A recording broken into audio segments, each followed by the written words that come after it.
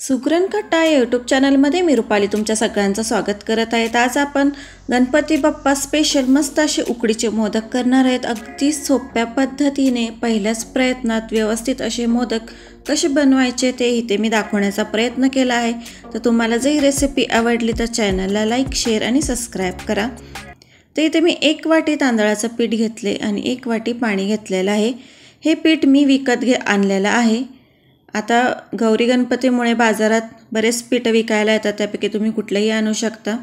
ते पाणी उकळलेलं आहे, तुम्ही पाहू शकता। त्यात मी चवीनुसार मीठ आणि 1 चमचा तूप टाकून घेतलेलं आहे आणि आपण हे जी पीठ घेतलं होतं ते आता आपण ह्या पाण्यात घालून घ्यायचे आणि मस्त असं ते सर्व मिक्स करून घ्यायचे। तिथं पाहू शकता पाणी पूर्ण शोषून घेतलं आपल्या पिठाने। आता एक 15 ते 20 मिनिटं आपण गॅस बंद केलेला आहे आणि हे पीठ झाकून ठेवायचं आहे। तोपर्यंत आपण आपलं सारण बनवून घेऊयात। तर एका कढईमध्ये मी इथे तूप घेतलेलं आहे, साजूक तूप आहे, त्यामध्ये हा गूळ घालायचा आहे। तिथे मी 1.5 वाटी गूळ घेतलेला आहे, नक्की 3 वाटी आपला खोबऱ्याचा किस आहे, ओला खोबरं इथे घेतलेला आहे। आता हे व्यवस्थित मेल्ट होऊन द्यायचा हा गूळ आणि त्यामध्ये आपण जे खोबरं खिसून घेतलेलं आहे ते घालून घ्यायचं। आता इथे आपल्या गुळाच्या गाठी मोडलेल्या आहेत, त्यामध्ये हा ओल्या खोबऱ्याचा किस घालून घ्यायचा आहे आणि सर्व व्यवस्थित असं मिक्स करायचं आहे। हे सारण आपल्याला इथपर्यंत कोरडं करायचं की ते आपल्या हाताला चिटकलं नाही पाहिजे।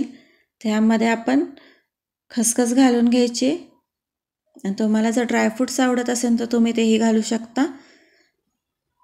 आता हे व्यवस्थित परतून घ्यायचं आहे।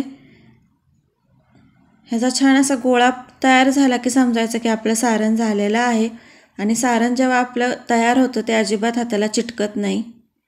ते इथे आपलं सारण तयार आहे आणि पीठही इथं आपलं आता 20 मिनिटं झालेले। तर आता इथं मी अगोदर वाटीच्या साहाय्याने ते सर्व असं करून घ्यायचं आहे, त्याच्या गाठी मोडून घ्यायच्या आणि मग नंतर हाताने आणि मी परत 1 वाटी पाणी गरम करून घेतलेलं आहे। आता जसं मी पीठ मळेन तसं हे पाणी जेवढं लागेल तसं मी ह्या पिठात ते वापरणार आहे आणि पीठ मळायला इथं मी 15 ते 20 मिनिटं घालवली होती। जेवढं तुम्ही पीठ मळाल तेवढं तुमचे मोदक छान होतात, अगदी पहिल्या प्रयत्नातही। एवढं पीठ मळून घ्यायचं की अक्षरशः पिठाचे टेक्स्चर असं लोण्यागत झाली पाहिजे आपल्या। तिथे पाहू शकता तुम्हाला दिसत असेल पीठ किती मऊ झालेलं आहे। 15 मिनिटं मला हे पीठ मळायला गेले आणि तुम्ही पाहू शकता मस्त असं हे गोळा आपला लोण्यागत तयार झालेला आहे। आता इथे मी थोडंसं साईडला कोरडं पीठ घेतलंय, त्यामध्ये हा गोळा आपण बुडवून घ्यायचा आहे, पिठाचा हात घ्यायचा आहे। जसं आपण पुरणपोळीला वाटी तयार करतो त्याच पद्धतीने करायची की एवढंच की पुरणपोळीला आपण थोडीशी जाड वाटी तयार करतो, हिला आपण एकदम पातळ करायची जेणेकरून आपण जेव्हा सारण भरू आपलं सारण ह्यातनं दिसलं पाहिजे एवढी। कारण की तुम्ही जर जाड ठेवली तर मोदक खायला एवढा खास लागत नाही, तसा पिठागत लागतो। ते एकदम मी पातळ पारी करून घेतलेली आहे, तुम्ही पाहू शकता। किंवा अगदीच तुम्हाला नाही जमलं तर तुम्ही लाटूनही घेऊ शकता आणि ह्याच्या कडा व्यवस्थित अशा एकसारख्या आपण हे करून घ्यायच्यात। खाली मी थोडंसं जाड ठेवलेलं आहे, जेवढी पारी आपण पातळ करू तेवढाच मोदक खायला व्यवस्थित लागतो। ते पाहू शकता तुम्ही, मी अगदी पातळ अशी ही पारी करून घेतली आहे। इथे आपण या मोदकाला कळ्या पाडून घ्यायच्यात। पहिल्या वेळेस अगदी कमी ह्या पाडायच्यात, तुम्ही अगदी जास्त कळ्या पाडायला जाता तर ते जमत नाही पहिल्या वेळेस। शक्यतो कमीच पाडायच्या म्हणजे मोदकही आपला व्यवस्थित येतो। हळूहळू जसं आपण मोदक करू तसं आपल्याला सवय होत जाते आणि जास्त कळ्या आपल्याला पाडता येतात। ह्यामध्ये आपण सारण भरून घेऊयात। मोदक म्हणलं की त्यात सारण असं गच्च हवं, अगदीच मोदक आपला पोकळ नकोय। आता ह्या व्यवस्थित असं दोन्ही हाताच्या साहाय्याने ह्या पाकळ्या अशा जुळून घ्यायच्यात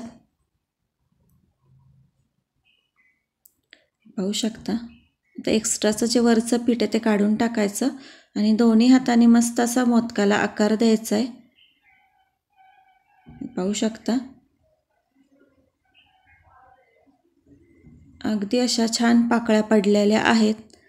तुम्ही जर खूप पाकळ्या करायला जाताल तर मोदक तुटू शकतो. त्यापेक्षा आपल्या कमी ह्याच्यात आपण अशा हे करू शकता. तर इथे मी अजून एक करून दाखवते. तर ह्या पद्धतीने मी हे सर्व मोदक करून घेतलेले. हे पाहू शकता. दोन्ही हाताला जसं लागेल तसं तांदळाचं पीठ लावून घ्यायचं आहे आणि ह्या मोदकाची पारी करून घ्यायची. अगदी आपण पुरणपोळीला करतो त्याचप्रमाणे ही वाटी बनवायची. एवढंच की ही पातळ करायची आहे. त्याच्या कडा व्यवस्थित अशा पातळ करायच्या म्हणजे मोदक आपला खायला छान लागतो, अगदी पातळ असा.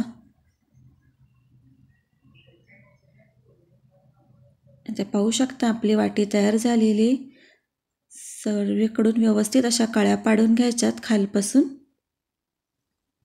तुम्हाला जेवढ्या जमतील तेवढ्याच पाडायच्यात.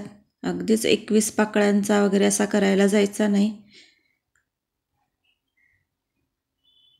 आपण जसं जसं मोदक करू तसं तसं आपल्याला ती सवय होती आणि त्याच पद्धतीने आपण त्या जास्त आपल्याला करायला जमतात.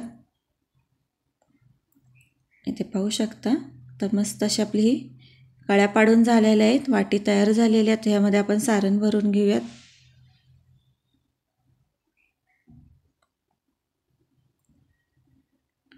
आणि व्यवस्थित आता तो बंद करून घ्यायचा हलक्या हाताने.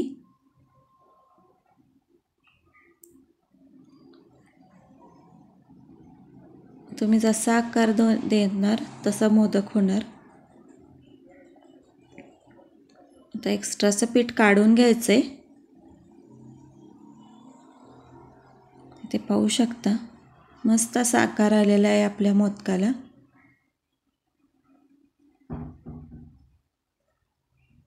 आणि हा आपला मोदक तयार झाला. तर आता आपलं पाणीही उकळलेलं आहे. आपण ह्यामध्ये सर्व मोदक ठेवून घेऊयात.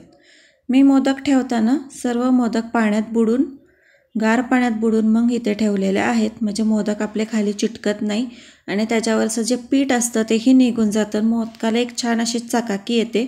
खाली मी तेलही लावून घेतलेलं आहे आपल्या चाळणीला आणि असं पाण्यातही बुडून हे मोदक सर्व ठेवते. म्हणजे जी काही पिठी असेल ती निघून जाते. आता त्यावरती मी केशर लावून घेतलेला आहे आणि आता आपण हे 15 मिनिटासाठी झाकून ठेवूयात. आता एक 15 मिनिटानंतर आपले मोदक छान आता असे उकडून तयार आहेत. तर पाहू शकता किती मस्त अशा आपल्या कळ्या फुलून आलेल्या आहेत मोदकाच्या. अगदीच दिसायलाही छान झालेला आहे. तर तुम्हाला जर ही रेसिपी आवडली असेल तर चॅनलला लाईक, शेअर आणि सबस्क्राईब करा. धन्यवाद.